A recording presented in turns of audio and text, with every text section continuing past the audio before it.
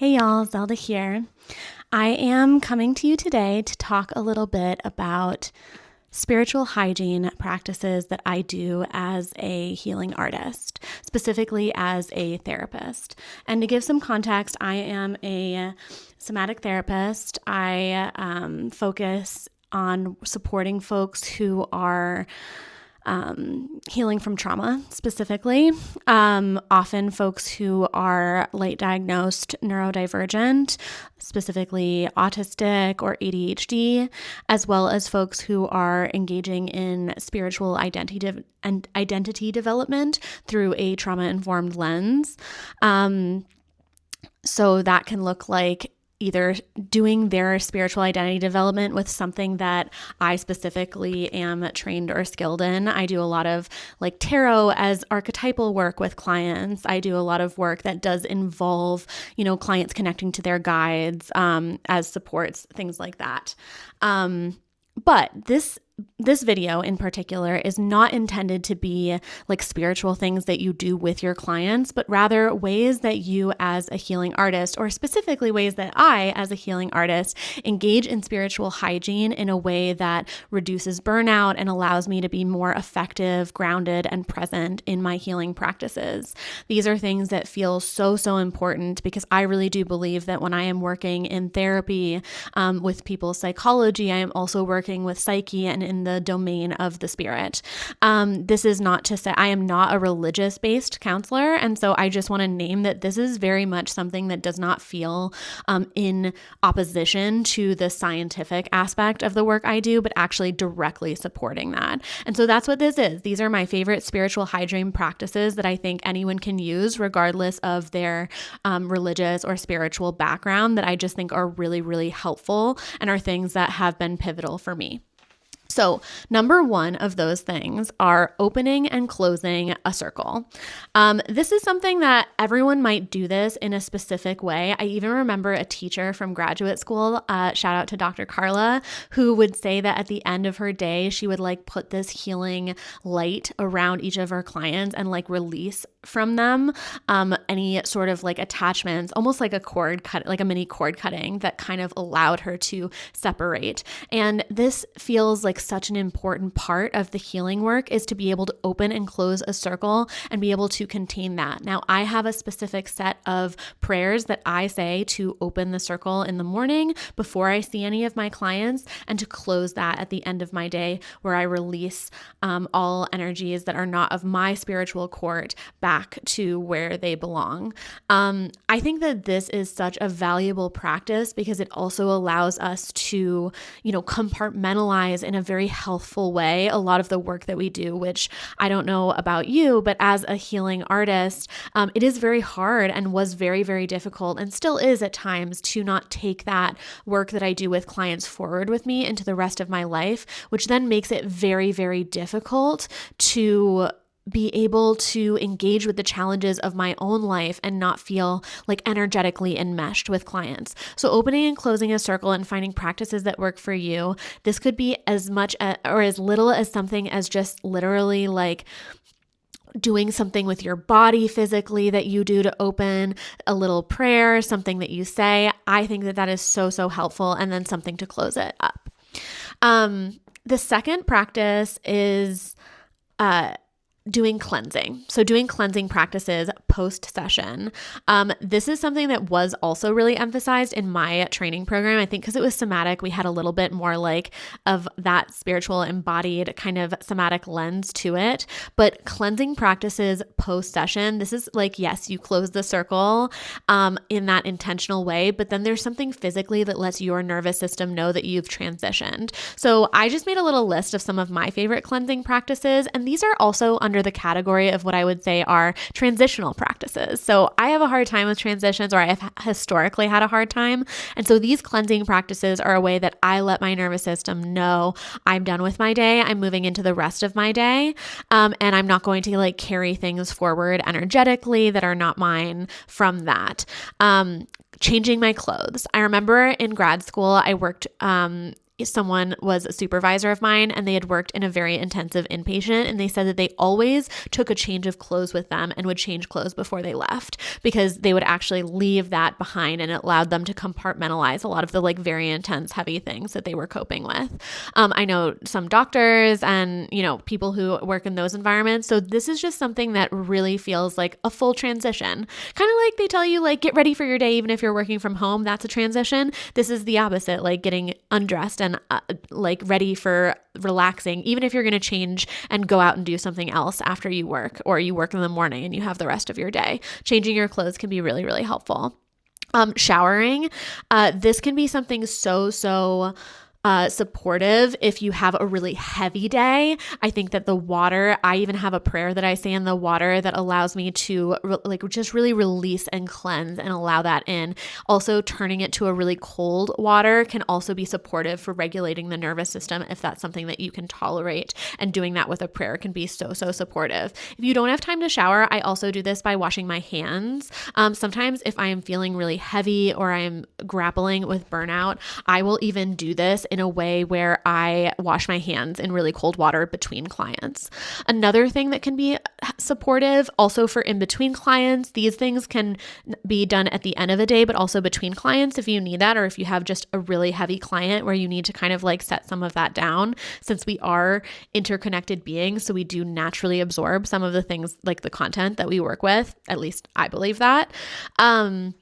Is swiping, like brushing off the body. I usually swipe across and diagonally. I will also do that down my arms. And I just find that to be very helpful, like a brushing off of the body. You can also do this, like if you do like dry brushing or exfoliating, that type of thing can be done in addition that incorporates that brushing. But even just like brushing down the entire body can be really supportive for letting things go and engaging in that spiritual cleansing. Also sound, engaging in ringing a bell, that can be very supportive. I do that in between each of my clients and also before and after my day. And I also will do it just to cleanse space. I don't engage in a lot of smoke cleansing. My partner has asthma, and there are a lot of herbs like that are often talked about as smoke cleansing that I don't connect with from an ancestral lineage level in terms of my practice. So I don't do a ton of smoke cleansing, but I will once in a while use like local herbs that I've collected and dried to do some smoke cleansing, but I don't do that as much as part of my practice with clients unless I'm like cleansing my space, which I do more around like lunar cycles or other big things that I'm doing. Level changes. This is like also between clients. By level change, I mean going from sitting to standing, from standing to sitting, from sitting to lying down, from standing to lying down, any of those. So if I'm like really drained, I will maybe sit on the floor or lie down for a little bit, or I'll stand up and shake it out.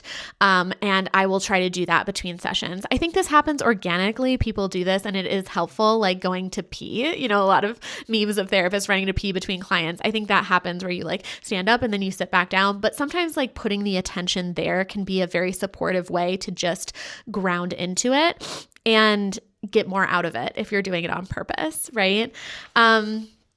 And then prayer. I do find prayer or a poem or something like that at the end of the day can be very supportive. And the next one, so this is the third one that I think is very, very helpful and is kind of a form of prayer, but also almost a visualization, is that I know that I personally have struggled with, honestly, like really loving my clients and wanting to support them and wishing that I could support them more than I can within the limited context of a therapy hour. That's just a reality of like loving someone, is sometimes we want to like take things off their plate, or I personally work with folks that have sometimes very unfair circumstances that are systemically unfair, that are, we're dealing with a lot of collective challenges. And so one of the things that I will engage in as far as a prayer is calling upon the spiritual court and the wise and well spirits of my clients to support them. And we'll engage in a prayer in that way, which allows me to not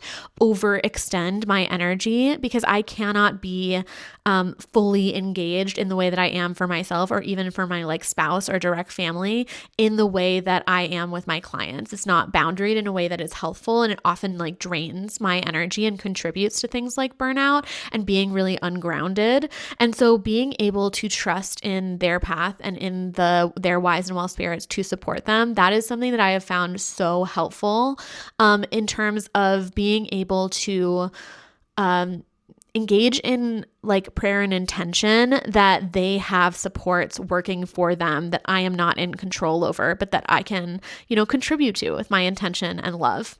So that is something that has been really helpful. And then the last thing that I will say, and there are so many more, honestly. I'm curious. That's one of the things I'm curious about for you, if there are more.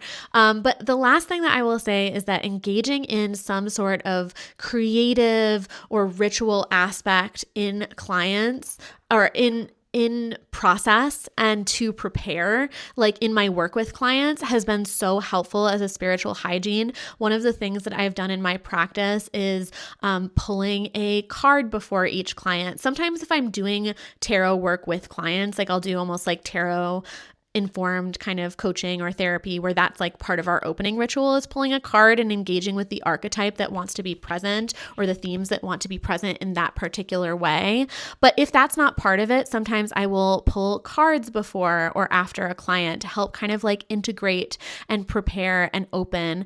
But also, I will engage in, journaling or when I first started doing therapy, I would do a response art after every single client I did, just of like a line drawing response art. And it was just a way of almost like a dream journal, putting and processing something onto the page that is not like the documentation and admin work of taking notes, which is not really supportive in a spiritual way for me. Like I could see someone doing it that way, like locking the note and making it, but like I don't have that practice with it, so it doesn't serve in that particular way for me.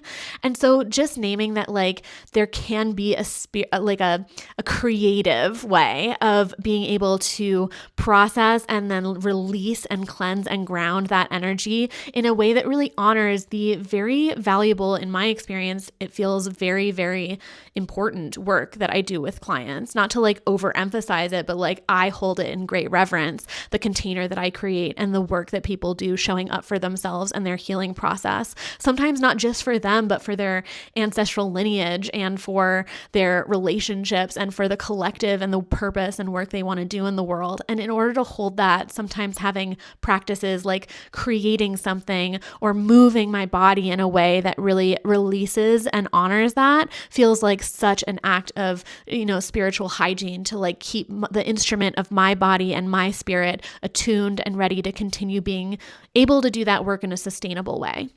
So those are my initial healing and like healing artist, spiritual hygiene tips, things that I engage on a daily level when I am doing my work.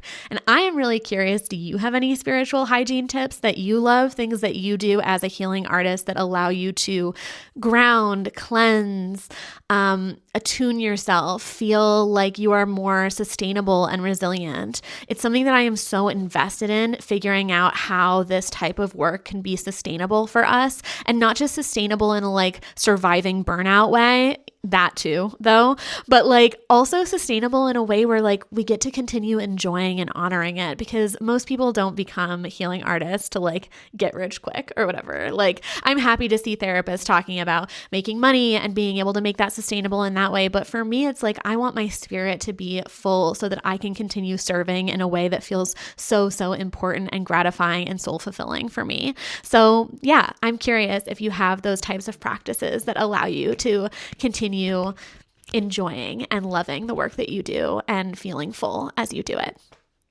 Many blessings. Bye for now.